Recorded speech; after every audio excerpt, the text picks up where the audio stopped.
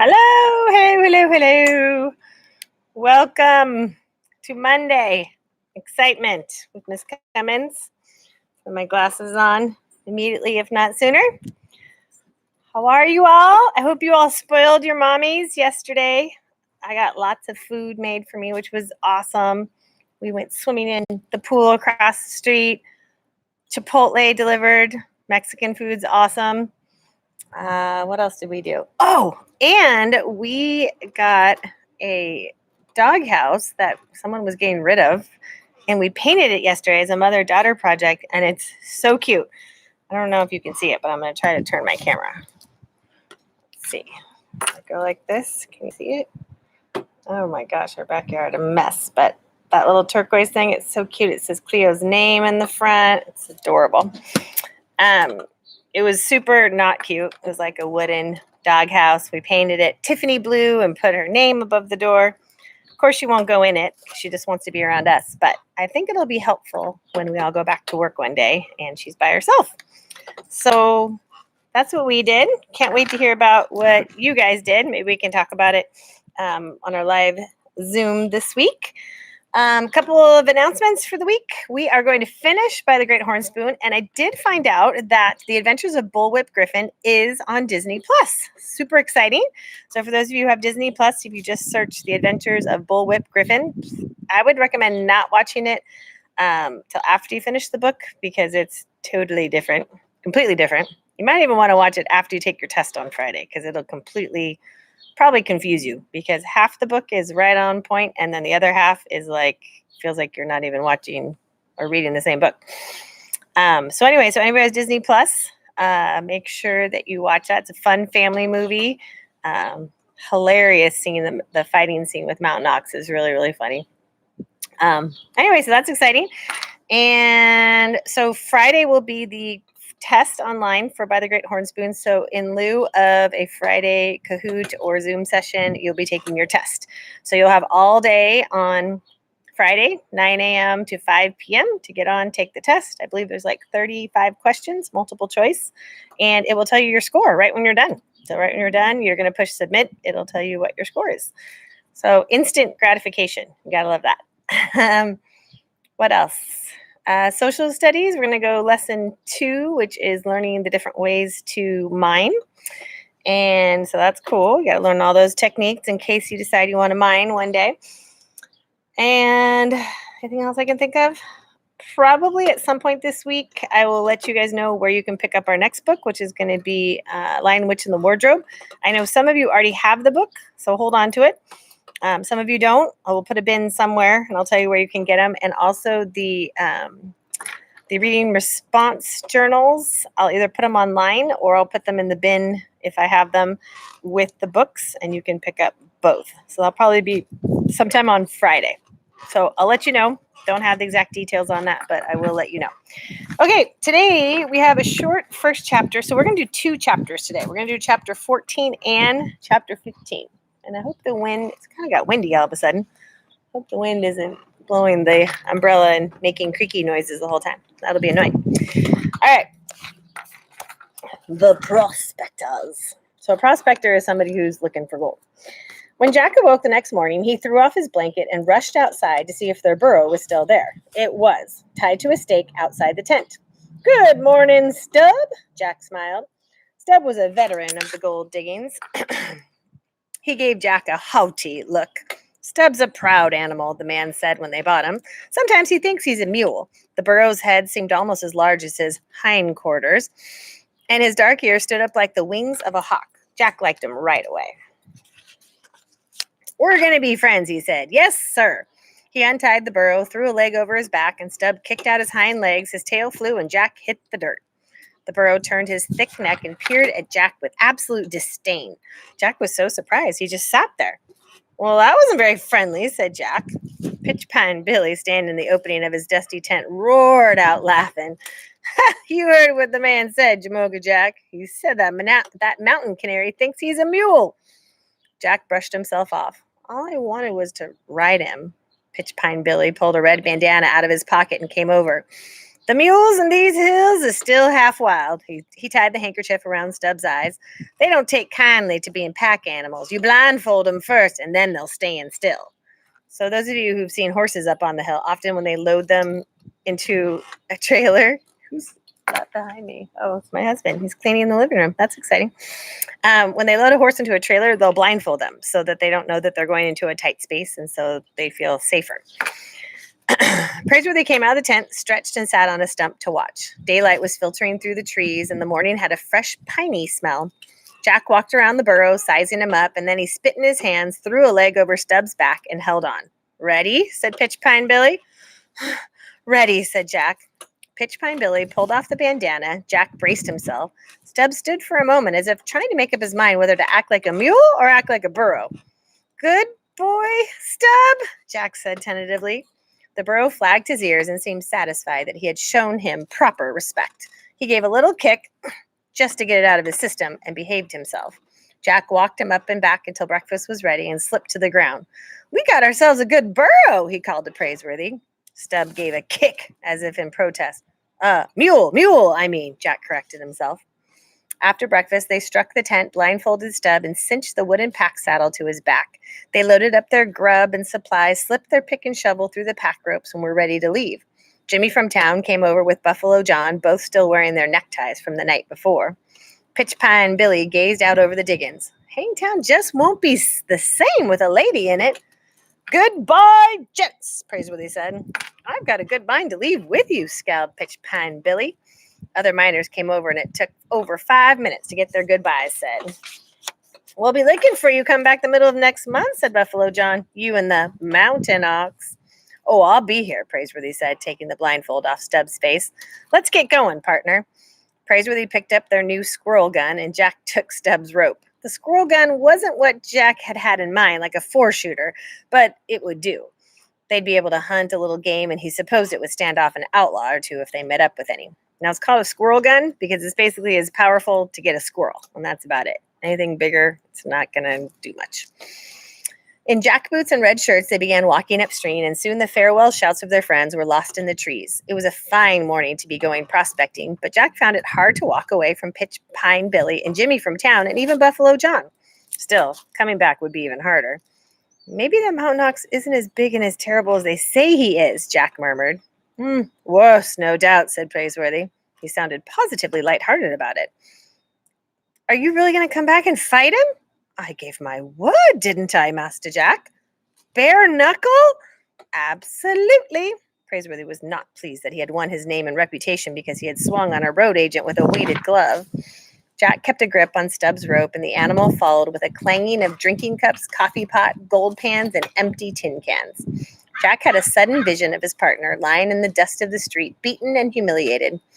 Most of the miners are betting on the mountain ox, he muttered. Praiseworthy scratched through his whiskers. I know that, but I intend to beat him. With reading and writing? Exactly. Praiseworthy pushed the slouch hat back on his head. Miss Arabella once asked me to destroy a book that she found in your grandfather's library. If I remember correctly, it was called The Gentleman's Book of Boxing, or The Fine Art of Fisticuffs Explained and Illustrated. She said it might fall upon into your hands, I suppose. Well, I don't mind telling you that I actually didn't destroy it. I read it. I devoured it. Fascinating. I believe I could recite whole pages of it to you. Now, it stands to reason that the mountain ox has never read a book in his entire life. He's no doubt a mere brawler. Therefore, since I have outread him, I see no reason why I cannot outwit and outbox him. To be perfectly honest with you, I'm beginning to look forward to it. The two partners exchanged a glance and a smile and continued on their way. Jack put the mountain ox out of his mind. Do you want to carry our guns? Said Praiseworthy. Oh, yeah, I'd like to carry our guns, said Jack. He took it in the crook of his arm, and while Praiseworthy led the burro and kept an eye out for rabbits, squirrels, savages, and outlaws, all they had to do now was find pay dirt. And pay dirt is the gold. Sometimes they call it yeller something, yeller dirt. I forget what they call it. All right, chapter 15, The Man Who Couldn't Sit Down. This is kind of funny, actually. They pitched camp and they broke camp. Day after day, they followed running water. They washed out prospects, scraped from behind rocks and boulders in the stream beds. Spangles had a way of trapping themselves out of the current. When they found bits of color, they dug in, and at times Praiseworthy spent the entire day with his boots apart, swinging the pick in great huge arcs. Where the prospects looked good, they labored to follow the specks of gold to their source, which either disappeared or ended at somebody else's claim. Where the fleas were bad at night, they struck a lit candle in the floor of the tent, and in the morning Jack would count the visitors to see whose gold pan had trapped the most, and he kept track. "I'm ahead by 82 dead varmints," he announced at the end of their first week of prospecting. "And I've got the live varmint bites to prove it," Praiseworthy answered, scratching his back. The days were long and hot. Yellow poppies had burst open on the hillsides like scatterings of fool's gold. Sometimes Jack would catch Praiseworthy gazing out over some distant view as if it didn't matter if they ever got back to Boston. "Ah, smell that air, partner," Praiseworthy would say, as if mountain air had just been discovered. Pay dirt eluded them, but the next bend in the river might make their next fortune. They met other prospectors every day, and at times there seemed to be more pack mules and burros in the hills than jackrabbits. After supper one night, Praiseworthy and Jack sat around their coffee fire, and a miner came along on muleback. "Have a cup," said Praiseworthy, smoking one of the long 9 cigars that he had taken a fancy to. "Can't stop," said the miner as if he had a mouthful of gravel. A bandana was tied around his face and one cheek and was totally swelled out. "I got a powerful toothache. Much obliged, anyhow." "Where are you heading, sir?" "Over to Shirt Tail Camp. I hear they got a tooth extractor over there." Jack pricked up his ears. Praiseworthy lowered his eyebrows. "Would his name be Higgins by chance?" "Oh, yeah, Doc Higgins, that's his name." The miner gave his mule a small kick with his heels, and he was gone. Jack shook his head. "I hope I don't get a toothache." "No, sir." "The impostor!" Praiseworthy snapped. "So that's where he ran off to, Cut-Eye Higgins, dentist of Shirt Tail Camp. No doubt he extracts teeth and gold pouches at the very same time." The days passed in sweat and hard labor. The two partners kept on the move, looking for a claim to stake. They passed from ravine to ravine. The findings were slim. Still, Praiseworthy sang as he swung the pick, and Jack whistled a great deal. They got used to the sight of digger Indians. The women in bright calico dresses would come to the edge of the stream to pan in tightly woven flat baskets. Remember, we learned about Native Americans that they could weave so tight that it would hold water. Well, they actually wove kind of like washpan baskets that had little tiny holes enough for just the water to get through, but hopefully leave the gold. The gold fever had passed no one by. "Ah, it ain't gold fever the diggers has got," a prospector told them. "The yellow stuff don't mean a thing to them. It's calico fever them ladies has got. And the men, they got serape fever and red sash fever. That's what they trade their dust for, the poor devils. They do like to dress up, don't they, like a bunch of little youngins." Stubb caused them no trouble as long as they treated him with the respect due to a mule. Slowly, Praiseworthy and Jack added dust to their gold pouches, but they were as far as ever from striking it rich. Here and there could be seen mounds of dirt and coyote holes where other miners had tried their luck. They passed through abandoned camps where Chinese had moved in to sift through the diggings left behind by others, and they always seemed to be finding color that had escaped the pans and the long toms and the rockers that had come before them. Jack had seen rockers made out of anything from provision boxes to actually hollowed out logs. When finished, they had the look of cradles, and you shoveled dirt into a hopper at the top, added water, and rocked the spangles through to riffles at the bottom. Men could be found on almost every claim, rocking the cradle like grizzled Norse maids.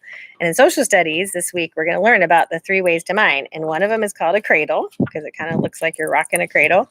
One is called a long tom, which is a big long slide, and the one you already know is washpan. Jack was fond of carrying the squirrel gun. They had been shooting what small game they could, especially after their bacon gave out. One afternoon, late in July, after they'd made camp, it seemed to Jack that he couldn't face another plate of beans. He picked up the squirrel gun. "I'm going to go hunt a jackrabbit for dinner," he declared. "I can't imagine anything that would taste better," said Praiseworthy, chewing on a piece of straw. "I'll be back." "Oh, I'll expect you." Jack wandered off with the gun in the crook of his arm. He could feel new muscles along his shoulders, and his legs had a spring to them. If Aunt Arabella and his sisters could see him now, he thought, they'd faint away. 1, 2, 3. He stopped to take aim at a mountain cat he imagined crouched on the limb of a tree. Bam! He'd skin it and make himself a hat. The sun was setting and the sky turned red. He raised a pair of gray doves, but he didn't have the heart to shoot them. Reminds me of Marty. They flew off, making a sound as if their wings squeaked. High in the trees, carpintaros were hammering away with their beaks. Not woodpeckers, he imagined himself explaining to Constance and Sarah. We call them carpintaros in the diggings. Praiseworthy took advantage of Jack's absence to try a little shadow boxing. He turned the pages of the book in his head. Elbows in, left jab, feint, duck, sir, duck, now to the right, put your shoulder into it. The sky began to darken, and Jack was unable to flush a rabbit. Instead, he flushed a grizzly bear. Now remember, a squirrel gun is going to do nothing to a grizzly bear. It's just going to make him real mad. The great furry beast came rushing out of the shadows. He stopped, seeing Jack for the first time. Jack stood instantly petrified. He felt as if his boots were suddenly nailed to the ground. 20 yards away stood a grizzly, and all he had was a little squirrel gun. The animal rose on its hind legs and showed his teeth in a warning snarl. Jack tried to remember the things Mountain Jib had once told him about trapping grizzlies, but he didn't have a trap. He just had his squirrel gun. And the brute would brush off squirrel shot like a fly. The grizzly opened his mouth wider, dropping some half-chewed acorns, and he roared, "Ah!" I'm done for, Jack thought. Absolutely done for. He got his feet to move. He began to back up. Light was fading quickly. The grizzly dropped to all fours and came rolling forward. Then he stopped, for Jack had suddenly disappeared from the face of the earth. He had fallen down a coyote hole, squirrel gun and all. The bear went up on his hind legs again and peered everywhere. He snarled, ah, roared, ah. Jack waited 20 feet down, afraid the grizzly would fall in on top of him. Then the sound of the carpinteros burying acorns caught the beast's attention. He went crashing away to go climb a tree. Jack was scraped and bruised, but had broken no bones. It was only after he tried to climb out of the hole that he realized he might be a little late for supper, because he couldn't get out. The sheer earthen walls gave way at every hand and foothold. Once he got himself halfway to the top, only to tumble to the bottom with a small avalanche of loose dirt. He began to call out, "Help!" even though camp was too far away for Praiseworthy to hear him. He shouted anyway and waited and shouted again, "Help!" Finally, he took aim at the dusty sky and he fired. The explosion boomed like a cannon and earth rained in on him. When the dust cleared, a face appeared overhead. "Help! Help, sir!" Jack said. "What are you doing down there?" "Trying to get out, sir." "I heard you calling. You almost shot my hat off." "Sorry, sir. I'll throw you down a rope." After a moment, the rope tumbled in on Jack. He took a firm grip, hung onto the squirrel gun, and the stranger pulled him right out. Jack planted his feet on solid ground and heaved a sigh of relief. He was dirty from head to toe. I'm really obliged, sir," he smiled. "Why, you're just a lad," the man said, coiling the rope and hanging it on the saddle of his horse. And then Jack took a look at the stranger. He was a big man with worn boots and a white coat, a white linen coat, Cut-Eye Higgins' coat. Jack backed away, almost stepping into the coyote hole again. "What's the matter, boy? You look like you've seen old Scratch himself." And that's like an old tale about some old ghost named Old Scratch. Jack's heart was pounding. I know who you are. You're a road agent." "Now that's a fact," the man laughed. "But I've retired from the road agent profession, and that is a fact too. The boys was all shot, hung, or lost their ears. I got away with a load of buckshot in the seat of my pants," meaning in his hind end. "When I ain't been able to sit, and haven't been able to sit down for a month. Me and my horse, we both walk and we hunt grizzlies. I'm reformed, that's a fact. You ain't seen a big fella around here, have you? I've been on his tracks for 2 days." Jack got a grip on himself, but he kept his distance. "I'll bet you're out hunting for Dr. Buckbee's mine." "Mine? What mine is that, boy?" Jack blinked. Didn't he know? Hadn't he ripped open the lining of Cut-Eye Higgins' coat? Jack found himself leveling his squirrel gun. "Are you pointing your gun at me, son?" The reformed road agent started to laugh. "Yes, sir." "Now that's no way to treat your benefactor, now is it? You stole that coat that you're wearing, didn't you?" "I reckon I did." "Belong to a friend of yours or something?" "Well, it gives me a bad conscience to wear this coat, although I was awfully fond of it. I'd appreciate it if you'd give it back. Always was too tight on me anyway." He peeled off the linen coat, threw it towards Jack. Jack let it lie on the ground, even though he could hardly wait to get his hands on it. The map must still be sewn up in the lining. The man took the halter of his horse. Now, if you'll just let me walk away without shooting, he smiled, I'd be much obliged. Sure you ain't seen a big grizzly around here? With the price they're paying for bear steaks, he's almost worth his weight in gold. He just left, said Jack. Oh, then I'll be going. The ex-highwayman started away and then turned with a final laugh. Boy, the next time you point that squirrel gun at a bad hombre like me, you really ought to trouble yourself to reload it first. Good luck, boy. Jack's face reddened under the layers of dust. He watched the man disappear through the trees. He was sorry he hadn't been more polite to his benefactor. Thank you, sir. Thank you so much, he called. Praiseworthy was just getting up to look for his partner when Jack burst into camp. Praiseworthy, look what I've got. Praiseworthy peered at the white bundle Jack had made of the coat. If that's a rabbit, I think I'll eat beans. No, it's Cut Eye Higgins' coat. Can't you tell? Jack quickly told of meeting up with the grizzly, falling into a coyote hole, and being pulled out by the reformed road agent. Just as quickly, Praiseworthy unclasped his knife and ripped open the lining. They laid open every inch of the coat. They examined and re-examined it, and Jack's excitement slowly died away. There was no map. There had never been a map sewn in the lining of the coat. The scoundrels deceived us again, Praiseworthy muttered. He never lost the map to those highwaymen. It has no doubt taken him straight to Shirttail Camp, and he may not have located the mine even yet. Otherwise, he wouldn't bother to pull teeth now, would he? Put some beans on a fry, partner, Jack. First thing in the morning, we're going to Shirttail Camp. All right, our next chapter is called The Gravedigger. And I'm looking ahead, so we have 16 tomorrow, because that's pretty long. And then we have 17th on Wednesday, 18th on Thursday. Hey, perfect. So we'll finish the book on Thursday. You'll have your test on Friday. Don't forget to do 2 chapters of, your questions. Oh, look, Kira Nagdev, I've been using a little Post-it note that I found in one of the books as my bookmark. Please make sure that you do your questions for 2 chapters, which is going to be 14 and 15, and 2 miner's log. Once you do one of them from the perspective of Jack and one from the perspective of Praiseworthy, you decide when. You might want to do maybe, it doesn't matter. I was going to say maybe do Jack for the coyote hole one because Praiseworthy really wasn't in it. But you could talk about how Praiseworthy was boxing and all that good stuff. All right. Until then, I will say adieu. I have a staff meeting this afternoon. Get some updates on what's going on. Never a dull moment around here. And I will be in touch with you later this week of when you can pick up Lion, the Witch, and the Wardrobe stuff, and also link to the test on Friday. And that's it for now. Have a great Monday. Bye.